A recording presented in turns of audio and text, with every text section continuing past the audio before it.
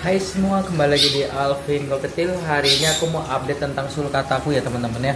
Jadi ini kira-kira udah 1 bulan. Bagaimana perkembangannya? Apakah masih sehat-sehat aja? Ini langsung aja ke sulcatanya ya. Nah ini aku taruh di akuarium ya teman-teman ya. Ini kondisi lampunya kira-kira kurang lebih sekitar 30 cm ya dari alas ya. Terus untuk penggunaan lampu aku ini nggak yang 24 jam teman-teman ya. Jadi aku lihat situasi juga. Kalau pas malam hari kadang kunyalakan, kadang kumatikan. Kalau mau tidur kumatikan. Jadi biar kondisi sini tuh nggak terlalu kering. Kita bisa lihat langsung kondisi sulcatanya aja ya. Nah ini sulcatanya. Oke teman-teman, ini sulcatanya ya. Dia lagi tidur nih. Nih. Kita ganggu sedikit nggak apa-apa ya, tapi kalau bisa sulcata itu jangan sering diganggu teman-teman ya. Kuncinya jangan sering diganggu, kalau apalagi lagi tidur gini. Ini apa namanya ya, nggak sering aku ganggu gini ya. Nih ini kondisinya oke teman-teman ya, tuh masih sehat ya. Tuh kalau untuk ukuran kayaknya udah mulai nambah sih tuh.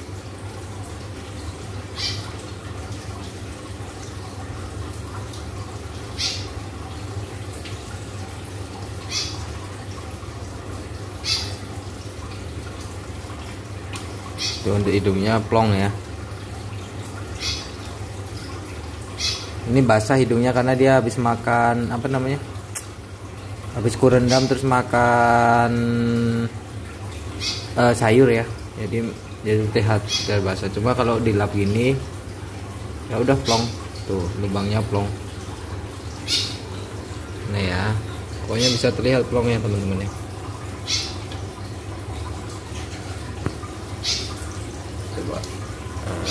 Susah fokusnya, susah ya. Pokoknya kalau terlihat langsung itu dia plong. Pokoknya sering cek-cek aja teman-teman ya, hidungnya ini apakah mampet atau enggak gitu kan, flu enggak gitu kan. Dan terpenting lubangnya tuh kelihatan nih. Ini kondisi dari atas kayak gini nih. Tuh sehat ya. Lincah ini, kalau ditaruh lincah teman-teman. Nih aku taruh ya. Nah ini untuk makan aku sehari sekali aja tuh. Biasanya ini kering aku angkat gitu aja. Tuh untuk penggunaan lampu aku nggak 24 jam atau semalaman ya teman-teman ya, karena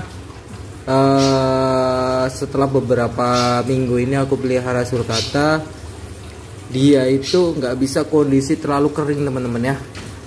Kondisi tempat terlalu kering, makanya ada yang ngasih water dish itu menurutku oke juga. Cuman kalau nggak ngasih water dish takut terlalu basah, terlalu lembab ya, cukup direndam aja, direndam 15 menit sambil dijemur, atau kalau nggak sempat jemur ya pakai lampu UVA UVB. Ini bangun lagi dia, bangun biasanya makan lagi. Tuh sulcata kalau sehat ya gerak kayak gini teman-teman ya, nggak mager. Tuh makan, tidur gitu-gitulah kalau sehat ya. Terus untuk makan ya jangan dipus ya, sehari kalau aku cukup sekali aja, jadi biar langsung habis sayurnya gitu. Ini kalau kayak gini tuh kayak gini aja alasnya.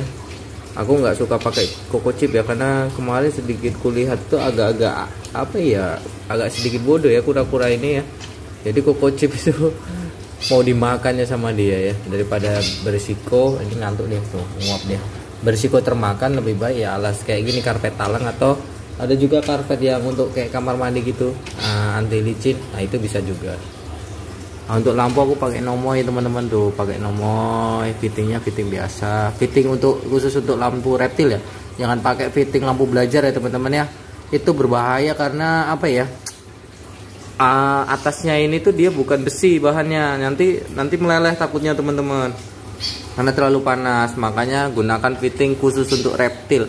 Aku sarankan keluarkan uang sedikit lebih banyak untuk membeli fittingnya khusus untuk reptil. Pokoknya jangan pakai fitting lampu belajar, itu berisiko nanti meleleh, bahkan bisa terbakar teman-teman. Nah itu ya. Untuk lampu kalau hanya untuk hangat-hangatan UVA itu cukup. Yang penting jemur setiap hari 15 menit, minimal seminggu 3 kali lah ya. Kalau aku selalu setiap hari ada direndam ya teman-teman. Kadang kalau nggak sempat jemur, aku pakai lampu, aku rendam di sini pakai wadah ya. itu sekitar 15 menit biar dia minum, terus sedikit terkena air lah, sedikit lembab karapasnya biar nggak terlalu kering kali sambil dijemur. Terus dia yang pasti biar pupnya lancar teman-teman. Itu aja sih sebenarnya, nggak yang ribet-ribet kali sih. Malah justru yang sering dilampuin 24 jam itu yang malah berisiko, kalau menurutku pilek itu karena humidity-nya atau kondisi lingkungannya terlalu panas dan terlalu kering, itu malah nggak cocok teman-teman. Kalau menurutku ya, itu terlalu kering itu malah bisa mengakibatkan dehidrasi. Nah itu biasanya kalau udah dehidrasi ya bisa flu, bisa sakit dan sebagainya. Jadi kondisinya ya sedang-sedang aja lah ya sulcata ini. Ini tuh itu di luar sekitar 32-33 itu suhu di luar kandang ya. Berarti di dalam kandang itu mungkin sedikit panas teman-teman ya. Nah, kalau udah kayak gitu di suhu lingkungan yang seperti itu malam ya aku matikan. Nah ini karena kebutuhan konten aku nyalakan teman-teman, biar terlihat kura-kuranya tuh. Untuk atasan kayak gini nih, ini udah piara 1 bulan ya. Masih sehat ya, masih sehat. Ini caraku ya, aku juga masih meraba-raba sih teman-teman, belum terlalu expert di bidang sulcata karena ini aku baru pelihara sekitar 1 bulan ini. Tapi dalam kondisi 1 bulan ini aku pelihara, dia masih sehat ya. Semoga bisa sampai besar ya dan tidak terjadi apa-apa, karena sulcata ini rawan dengan bladder stone. Kemarin sempat pas ku rendam jemur luar, ada BS nya, bladder stone nya kecil-kecil tapi keluar gitu teman-teman. Nah ini makan lagi dia. Biasanya kalau udah terlalu kering gini dia udah nggak mau lagi tuh. Untuk makan aku cesin sawi gitu-gitulah, kadang wortel diparut. Tapi kalau udah besar dipotong-potong udah bisa, cuman kalau masih baby gini diparut sih gitu. Sayurnya sebelum dikasih biasanya aku siram air dulu, biar kalau ada pestisidanya larut dulu, terbuang dulu dengan air yang mengalir. Kedua, sayurnya itu lebih banyak mengandung air karena dicuci kan, jadi si kebutuhan air dari sulcata tercukupi juga teman-teman. Itu karena sulcata ini kulihat nih malas minum ya, malas minum, nggak seperti reptil-reptil lain yang doyan minum, dia agak sedikit malas ya.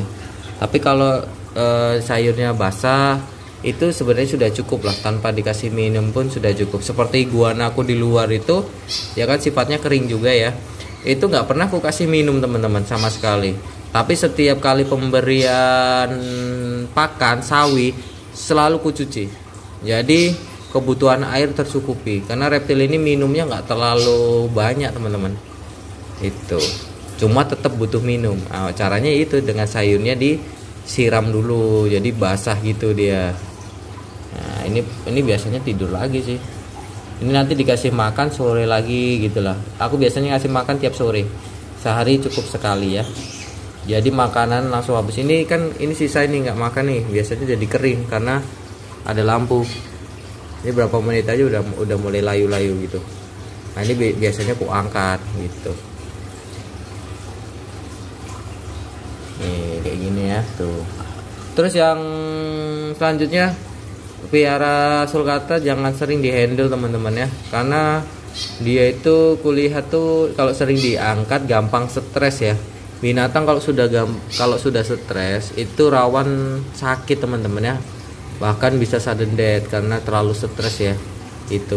Jadi kalau pelihara sulcata ya diangkat itu waktu kita mau ngasih mau nyuci atau mau ngebersihin atau mau jemur atau mau ngerendam, itu baru kita angkat. Tapi kalau nggak ada kebutuhan untuk seperti itu ya sudah dibiarkan aja, jangan dimain-mainin, karena dia untuk display sebenarnya ya. Kura-kura ini bukan untuk dimainin-mainin kayak reptil-reptil lain yang di-handle gitu. Jadi ya display kayak gini aku pun jarang kok interaksi sama dia, karena ya udah gini-gini aja. Paling ini kalau kebutuhan konten baru kulihat, tapi setiap hari ku pantau teman-teman ya, bukan diabaikan ya, selalu ku pantau, terutama di hidungnya itu kita harus pantau setiap hari apakah dia flu atau bagaimana. Terus matanya ya, matanya dari kura-kura kita lihat masih belok enggak, atau dia sayu. Kayak sayu itu terindikasi sakit biasanya, makanya kita harus pantau setiap hari untuk mengetahui kesehatan dia, karena kalau terlewat saja nanti ya gampang mati juga kura-kura ini. Karena paling susah ternyata sulcata ya, pelihara sulcata ini ya, gampang-gampang susah.